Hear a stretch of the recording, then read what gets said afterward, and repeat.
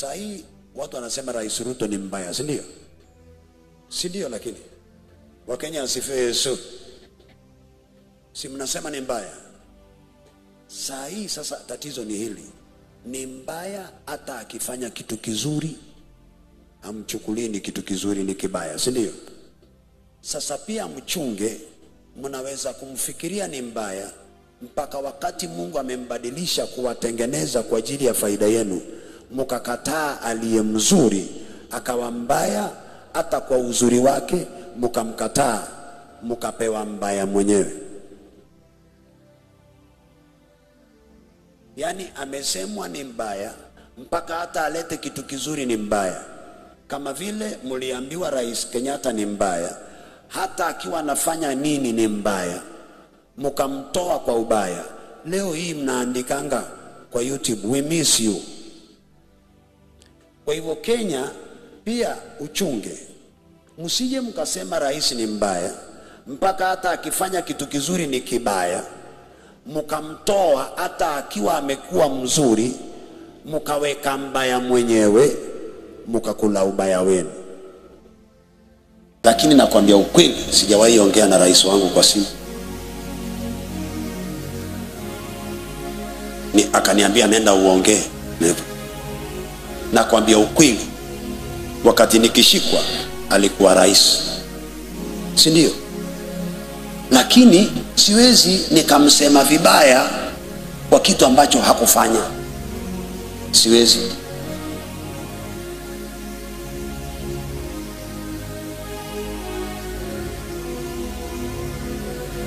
Sababu kama ningekuwa na makosa, si ningekuwa ndani sasa. Hata wewe ungekuwa rais, alafu usikie jambo kama hilo limetokea na haujui nani amefanya, si hata wewe ungetuchukua ukatuweka ndani? Unajua, when you are sober you will reason with sobriety, lakini when you are angry you will say anything. Hata wewe ungekuwa rais ungesema chukua hao watu wote tupa ndani, sababu ndiye ameingia uongozini, mambo mengine yakatokea. You don't know who is right and who is wrong, si ni kweli? Tupa hao watu wote nje ndio mniambie ni nani amefanya makosa. So your innocence will take you out of the courts.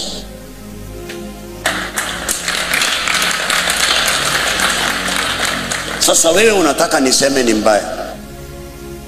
Mimi wale waliokosea ni wale walionijua wakawa hapa na wanajua ukweli wakasema hawajui, au ndio nimesema Mungu fanya hivi. Tafuta kila mmoja kivyake, siku yake, salimia kila mmoja.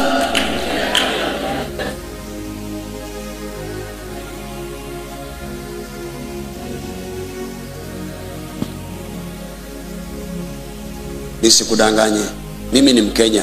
Ikiwa kuna tatizo hata mimi pia naisikia, usifikirie sisi.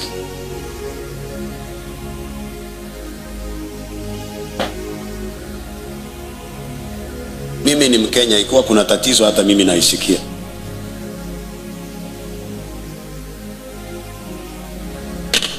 Hata mungesema ile milioni 20 nimepewa ndio maana naongea, mimi sijapewa.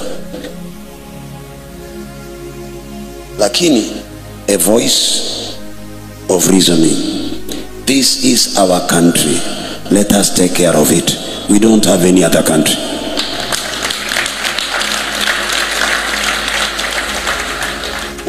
Ushaona Muamerika vile huwa anajisikia? Mwingine aliniambia, we American, we are first in everything. We are number one in everything. We are number one in the world. We are number one in bio. We are number one economically. We Americans. Akiingia hapa ukimuuliza you are an American, okay, anajisikia. Sisi pia tutunze nchi yetu, nasi tujipige kifua kwa nchi yetu. Nimeenda Tanzania, wanaongea Kiswahili na wanasikia vizuri na nchi yao sana.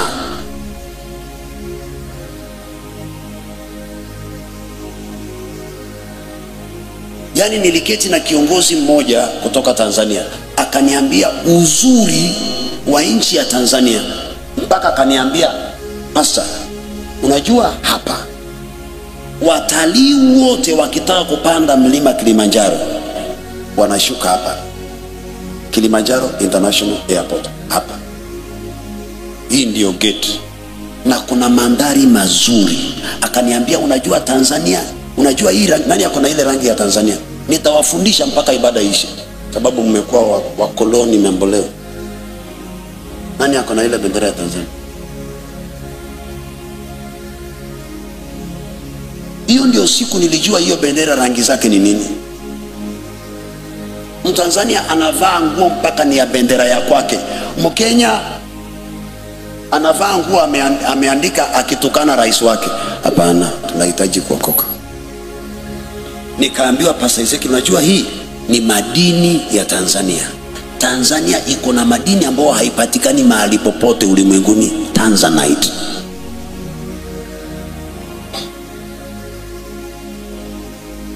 Akaniambia, hii ni majani ina green, hii ni rangi yetu. Akasema sio rangi yetu sisi wa Tanzania, rangi yetu sisi wa Afrika. Akaniambia hii ni ya maji, blue economy. Hii ni uchumi.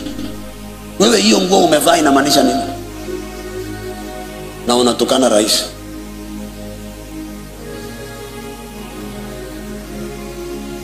Mimi na wewe uchumi wa nyumba zetu zimetushinda.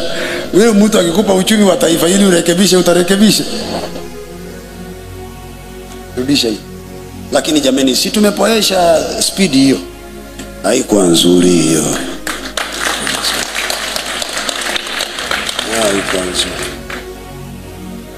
Haikuwa nzuri. Mtu hata kama unamchukia, lakini akitenda mema, kama wewe ni Mkristo wa kweli, sema ukweli. Wajua ile kitu iliniuma ni kitu kimoja, ndugu yangu. You expect Rais Uhuru kutoa 100,000 kanisani? Si ni madharau? Sana. Anaweza hata kutoa milioni 100 si anaweza? Kwa nini useme arudishiwe? Si ni matusi? Mnamtukana rais wenu, mnamdharau kwa mataifa na mnaweka kwa news. Mrudishie rais pesa zake, atuambie alitoa wapi. Tusifanye vituko kama hizo. Hiyo ni kudharau rais wenu, si vizuri, si vizuri, inaumiza.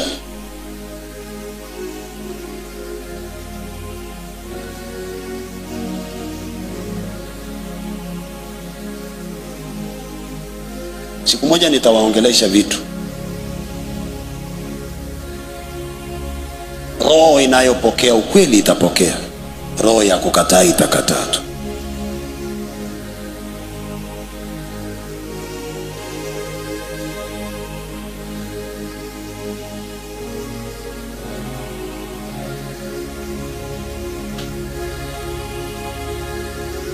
Unajua wakati wa Moi kulikuwa na Golden Bag, si ndio? Wakati wa Kibaki kulikuwa na Anglo-Lisa. Wakati wa Uhuru kulikuwa na pesa zingine zilipotea mpaka watu wakafutwa kazi. Unakumbuka? Sasa hii ni tunaelekea mwaka wa 3. Ushawahi kusikia major scandal na Rais Ruto? Ushawahi kusikia?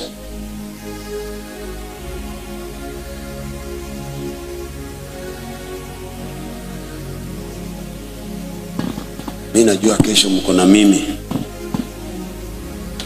Nimechukua almost 2 hours nikiwafundisha. Mimi ni kiongozi na ni vyema niwaambie ukweli.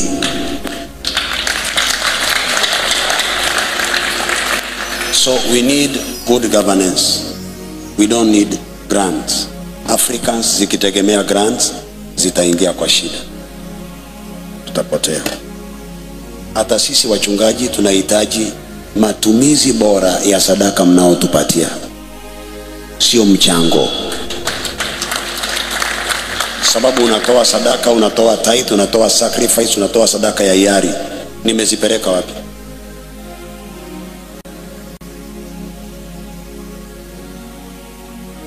But ndugu yangu ameniambia Mungu anamtumia kusaidia wengine, lakini yeye amekwama. nitakuombea na utafanikiwa katika maisha. In Jesus name.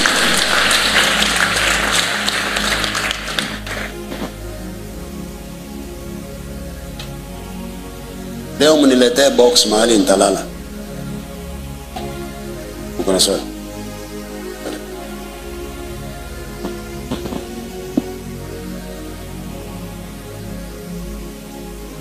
Unataka weke bodu?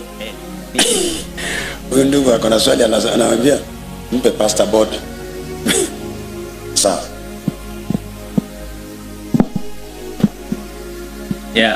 Asifiwe. Sifiwe. Amen. Okay. Iko na swali. Last year date 9 sijui mwezi wa 3. Siwezi kumbuka vizuri, but I can remember the teaching. It was about covenants. You taught that before you start any project, yes, let's say for example business, you need to make it a covenant business. Now my question is, you have the calculated risk, the rent, stock, stock, KRA, all those things, to say may sum up to 700,000.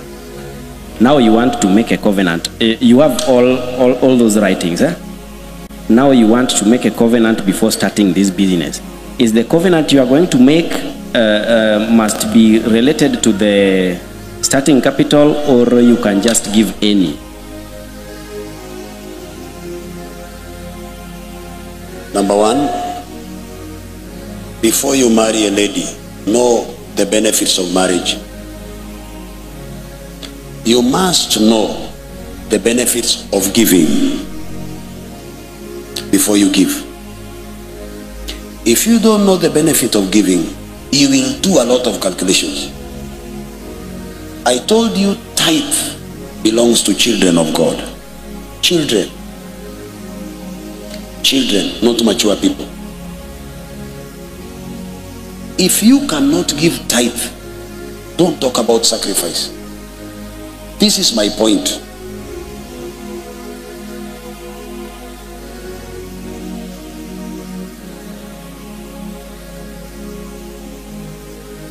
If you know you are going to Nairobi, and here in Mombasa you are earning 80,000, in Nairobi you are going to earn 300,000 Kenya shillings, and you are told you must fly with this flight, and we have one seat, and that seat is 70,000. What will you do? You got a salary 80,000, that job 300,000, this flight business class 70,000.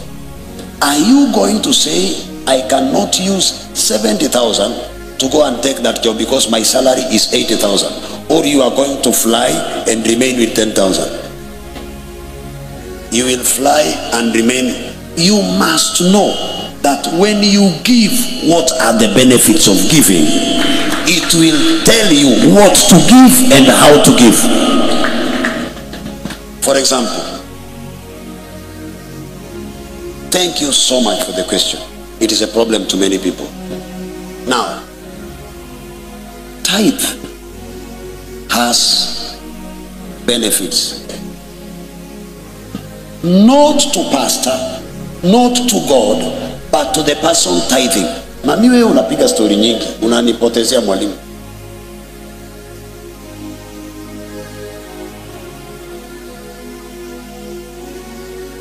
Mwalimu, if you make noise again in my class,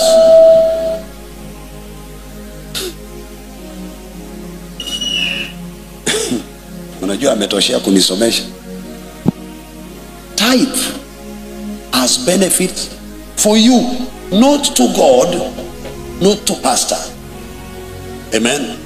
God says, when you tithe, I will throw open the floodgates of heaven and shower you with blessings. You will have no room enough. Amen. So when you tithe, Do you ask yourself when to tithe, or you better tithe every time you get a profit? Si utatithe kila wakati umepata fedha ndio usiibe ndio ikuzalie matunda mengi, si ndio? But people think when they tithe they reduce. When you tithe you increase financially. Now, sacrifice. I will explain sacrifice in a different way to know the benefits of sacrifice. Nani aliumba mbingu na nchi? Mungu. Nani aliumba mwanadamu?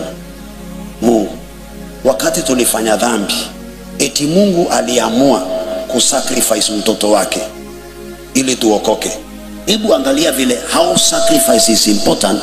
Mungu badala ya kukuokoa tu, ilibidi atoe sacrifice tuokoke. Fikiria, the one who created you and I, and he created everything, says sacrifice is very important, and I give the best sacrifice.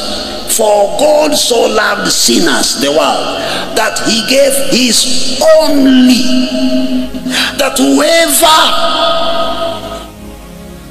believes shall not perish but have eternal. Ikiwa Mungu aliona faida ya matoleo akatoa, tunaokoka, tunazaliwa tukiwa kwa wenye dhambi, tunaangukia wokovu kwa sababu ya sacrifice. How more is it important for us? Tungekuwa kama Mungu, tunge sacrifice more na tungefunguliwa more, tungepokea more. Now, I've summarized sacrifice. Now to your point. We are covenant children.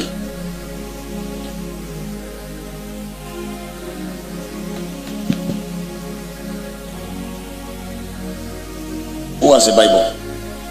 Bible. Matthew 26, 28.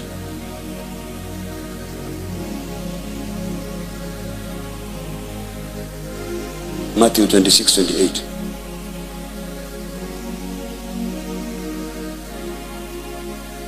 Umepata? Soma. For this is my blood of the new covenant. This is my blood. Who is saying the sacrifice? Who is the sacrifice? Jesus. This is my blood of the new covenant, and this is your offering of the business covenant.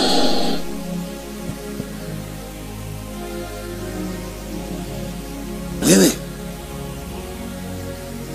unajua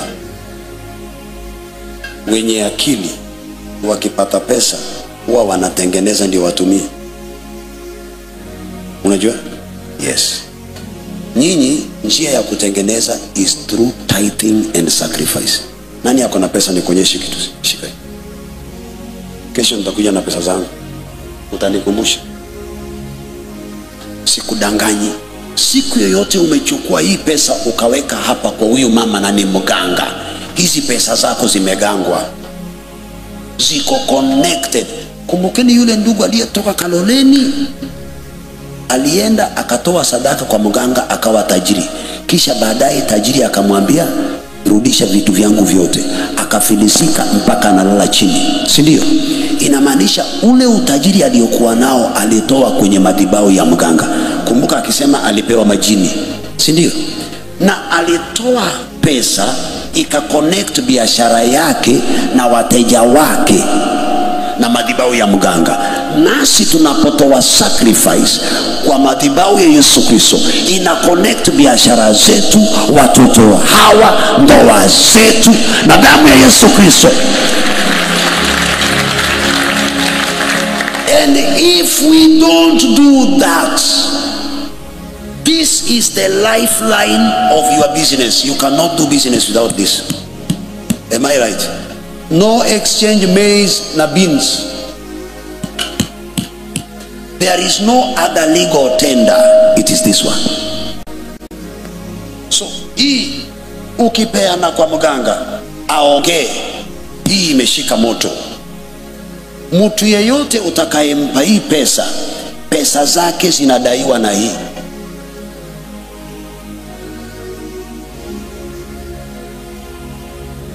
Niongee tena, nirudie. Tuseme huyu ndugu ni mganga, si ndio? Na ameitisha sadaka, lete 2,000. Unaleta 2,000, aanze kuongea mambo yake na damu ya mbuzi, si ndio? Sadaka na damu ya mbuzi, si ndio? Alafu wewe uende useme unaanza kununua vitu. Wewe nipe zile viatu, nauza socks, ni supply na socks. Wewe ni supply na mahindi. Sikudanganyi, vile nimesema. Hata nikisema nipe socks za 200,000 na nimekupa 10,000, utanipa za 200,000, maana madhabahu ya mganga inasema hii ni, hata hiyo mali yako iko hapa sasa. Provided umeshika hii, nyota yako imeenda. Sisi wa Kristo yatakikana tujifunze kuwa waaminifu, tupeleke sadaka zetu madhabahuni ziwe connected na damu ya Yesu Kristo inayosafisha dhambi zote na makosa yote na laana zote na uchawi wote.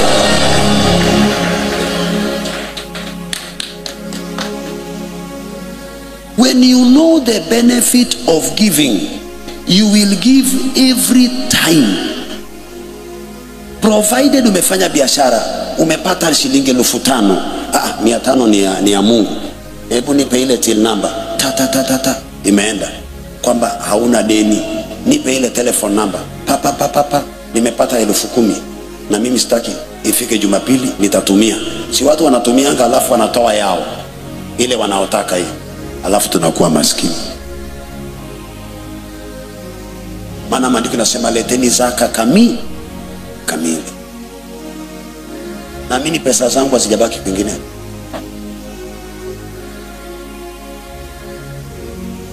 So when you give a covenant sacrifice, your business becomes a covenant business.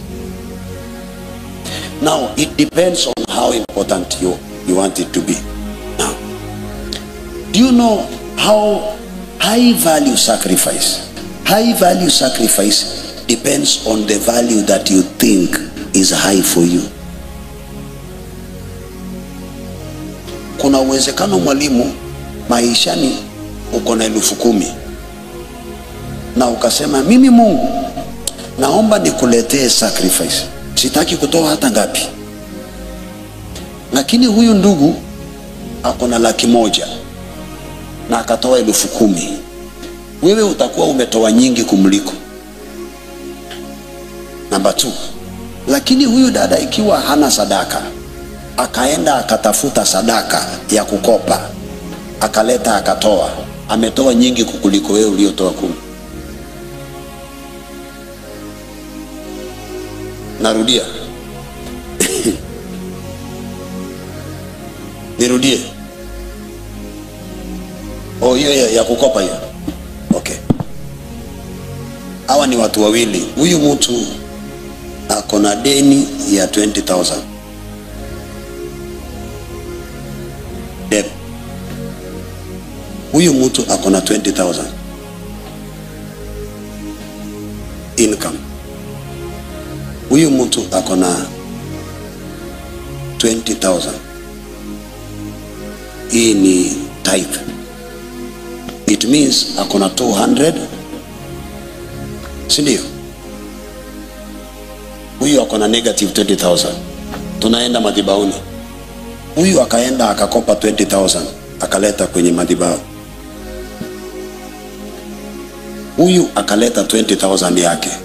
Huyu akaleta 20,000. Hapa kuna 60,000. Aliyetoa zaidi ni huyu.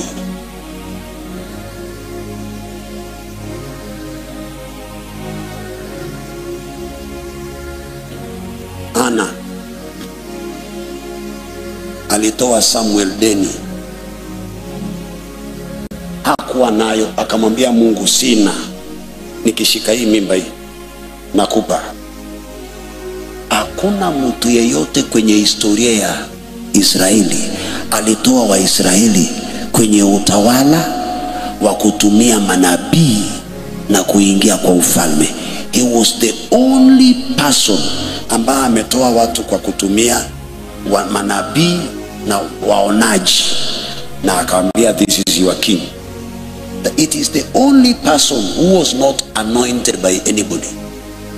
Hata Eli hakumuombea Samueli,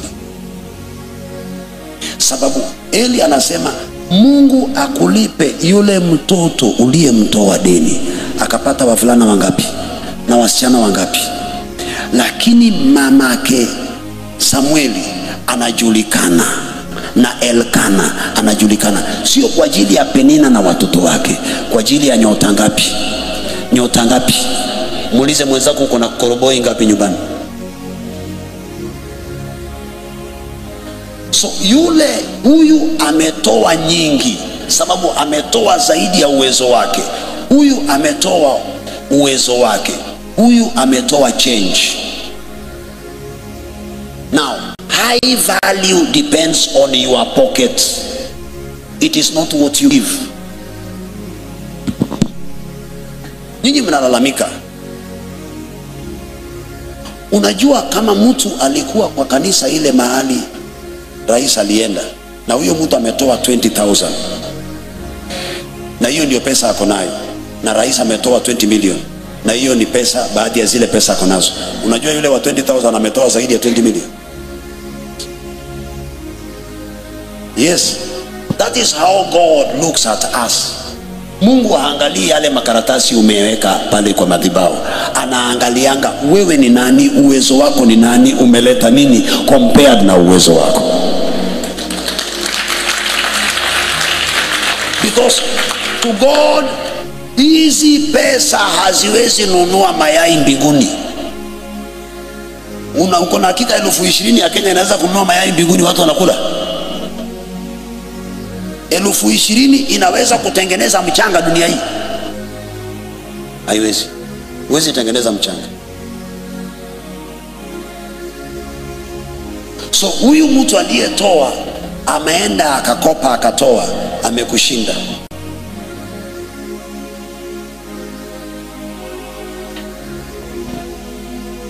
Huyu mtu ameshinda huyu ndio mtu ambaye hakutoa kitu.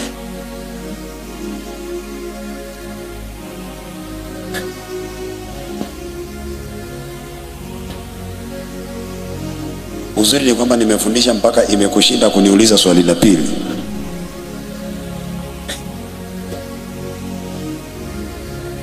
Mpe. Unajua ni kwa nini nimefundisha ile na take time nikifundisha hii? This one is healing millions of souls financially. When I pray for your deliverance, it is healing you.